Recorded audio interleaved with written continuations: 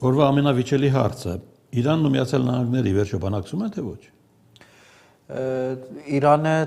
ասել է, որ չի բանակցում, հիմա ոչ մի բանակցություն չի գնում, միջնորդների միջոցով լուրերը բդետվում, ինչ որ գետեր են փոխանցում, Միացյալ Նահանգները երրորդ երկիրներից ոնց որ ինչ որ առաջարկեր է արել Իրանին 15 գետով, բայց էլ դեր հաստատված չի 15 գետով առաջարկ է արել պատերազմը ավարտելու համար, բայց ինչպես լուրեր են դուրս եկել Իրանը իր առաջարկները անում, իր պայմանները ուղարկում եւ Իրանի համար անընդունելի միջնորդների միջոցով, բայց ուղիղ բանակցություն տրվում է Իսլամաբադի անունը, որտեղ կարող են Իսլամաբադի հավանությունը եւ Թուրքիա երկու անուններ են շոշափում։ Իսկ հայտնի է գոնե ով է առաջարկը արել բանակցել։ Միացյալ Նահանգներ են, որովհետև Իրանի կողմը, եթե մենք հիմա բոլոր բարձրաստիճան պաշտոնյաներից լսում ենք, որ մերժում են այս փուլում ինչ որ բանակցություն, որովհետև Իրանը ավելի բարի լավ դիրքում է եւ Իրանը ուզում է պատերազմի դաշտում հստակացնի եւ ամրապնդի իր դիրքերը եւ ինքը վերջնական պայմաններ թրադրող լինի եւ այս պահին էլ այդ իրավիճակում է իհարկե Միացյալ Նահանգները ասում է որ իրենք ավելի լավ դիրքում են ոչնչացել են բոլոր իրանական ռազմական ուժերը եւ Իրանը ոչ մի բան չունի, բայց մենք տեսնում ենք 25-րդ օր է եւ ամեն օր նույն բաներ են ասում եւ Իրանը հարձակվում է հակառակորդներին եւ 25 օր իրեն ասում են որ ոչնչացած է ամեն Իրանի ռազմաուժերը, բայց շարունակում է պատերազմը։ Փոյը ավելին Թրամփն այսօր ասել է մենք կվերջացնենք պատերազմը Իրանի հետ, մենք հաղթել ենք։ Չնայած զարմացել է մի քիչ թե հրթիռային կարողությունները Իրանին որտեղից այդքան, հա։ Տեսեք, բոլոր հաշվարկները, որ սկզբանե Թրամփը արել էր, հաշվարկները սխալ են եղել, նաև որոշ գեներալներ իրենց բարձրաստիճան զինվորականները նախազգուշացել են մինչև պատերազմը, որ Թրամփին, բայց Թրամփը հաշվի չի արել եւ իր շրջապատի վստահել էր, որը շատ ուղիղ ազդեցություն տակ են Իսրայելի լոբիստին եւ կարող է մետավ այդ պատերազմին ինքը մտածում էր որ քանի օրով այդ պատերազմը կավարտի կեսպանի Իրանի ռազմաքաղաքական բարձրաստիճան ռաղավարությունը առաջին շերտը, երկրորդ շերտը եւ պետական փլուզում կունենա ներսում էլ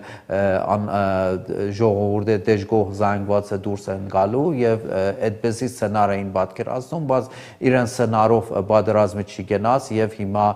բոլորը տեսնում են ինքը դուրս գալու փլան չունի, հիմա փորձում է 3 արդեն հասել է բազի ռազմական թիրախները սպառնում է Իրանին, որ ենթակառույցներին, էներգետիկ ենթակառույցներին ենթակառույցների վրա հարձակվի, 2 օր է ժամանակ տվել, որ Հորմուզի նեղուցե Իրանը բազի, հետո նորից հետազեկեց նույն 5 օր, շուտով այդ 5 օրը լրանում է։ Շուտով 5 օրը լրանում է եւ հիմա այլ խաղ է առաջ տանում, որովհետեւ այսինքն մենք բանակցում ենք, այդ բանակցությունները սա վերջանում ենք, մենք ստացել ենք շահական ենք դուրս գալիս, բայց այդ ամեն ինչը Իրանին հաշվարկների մեջ թույլտուն մեծերնել է նպատակ ունի եւ իրեն փորձում են հիմա մենք տեսնում ենք մեծ ռազմաուժ կենտրոնացնում է տարածաշրջանում եւ հնանավոր է 5 օրից հետո այդ 5 օրը որ ավարտվի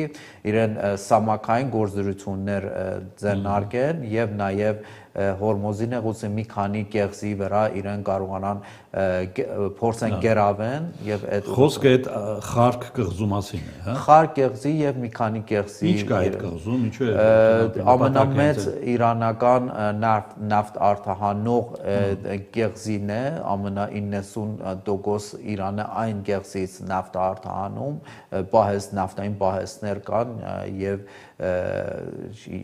մեծ փորձ է, մեծ նավահանգիստ է եւ դրանով ուզում են որ ինչ որ բաներ շահեն, որբեսի փոխարինեն Հորմոզի նեղուցի բազման հետ, օրինակ այդ կեղզի գերավեն, հետո դրա փոխարինակ ասեն որ Հորմոզի նեղուցը եւ մի քանի բաներ Իրանի դեմ դնեն եւ դրանով կարողանան դուրս գան այդ բարձրացվից։ Ցամաքային հարձակումը ենթադրվում է այդ ուղղությամբ։ Մեծ հավանություն այն ուղղության եւ նաեւ Իրանի որոշ ափի մի որոշ հատվածներ։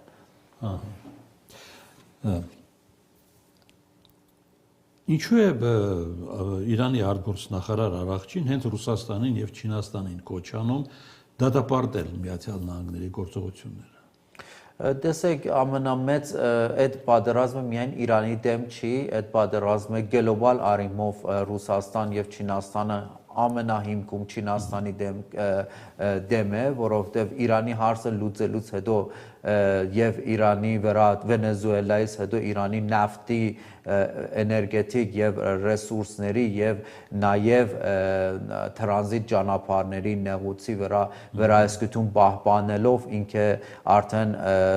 շատ բարձր դիրք կզբաղեցնի Չինաստանի դեմ այդ գլոբալ առումով եւ Չինաստանին կթույլատնի կպատրաստվի արդեն Չինաստանի դեմ պայքարին եւ ինչ որ ընդդիմանալ Չինաստանին ռազմատնտեսական եւ դրա համար շատ ավելի անենգալում Իրանը Չինաստան եւ Ռուսաստանից որովհետեւ ավելի աջակցեն Իրանին որովհետեւ Իրանը հիմա գտնվում է այս գլոբալ առումով այդ պատերազմի արևելքը եւ արևմուտքի պատերազմի առաջին կիցում Հորմուզի նեղուցը բաց է թե փակ Հորմոզի նեղուցը բազ է, ֆիզիկապես փակ չի, բայց այն երկիրների համար բազ է, որ Իրանին հակառակորդների կողմը չեն եւ իրենց չեն պաշտպանել, չեն աջակցել, բայց մյուս երկիրների, որ Իրանի գործընկերների համար բազ է, չինական նավեր անտեղ Իրանի թույլտվությունով հասնում են, հնդկական անցել են, երևի Ճապոնիայը մի քանի անգամ անցել է ճապոնական նավերը եւ բայց նախաբես պետք է Իրանին դերյակ պահեն եւ հետագայում այդպես են ասում որ ինչ որ գենային սահմաններ կհստակացնեն այդ Հորմոզի նեղուցը անցելու համար, որովհետեւ մենք աշխարհում մենք տեսնում ենք որ բոլոր նեղուցները գումար են մուծում նեղուց անցելուց գումար են մուծում նավերը միայն այդ Հորմոզի նեղուցեր որ բազեր Իրանը բազել էր, բազեր թողել, բայց հիմա իրավիճակը փոխվելու է եւ Իրանը ուզում է որ գեներ սահմանի նեղուցը անցելու համար։ Այսինքն նավթի գինը չի վերադառնա նախքին շեմին։ Իհարկե, որովհետեւ ռիսկերը բարձրանում են, Իրանը բոլորովին իր ձեռք է վերցել այդ Հորմոզի նեղուցը, Թրամփը ՆԱԹՕ-ից խնդրեց որ օգնություն դրամադրեն որ փորձեն Հորմոզի նեղուցը բազեն ՆԱԹՕ-ը հրաժարվեց, Եվրոմիությունը հրաժարվեց, հիմա իրեն փորձում են ինչ որ գործողություններով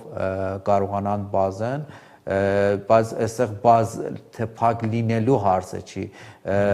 այդ նավերը որ անցում են պետք է անվտանգ լինեն այսինքն ինշուրանս կոմպանիաներ կան որ աշխատավորում են այդ նավերի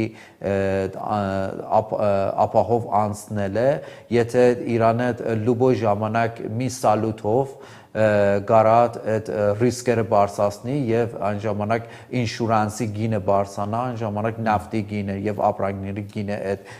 հատվածից անցելուց կբարձրանա։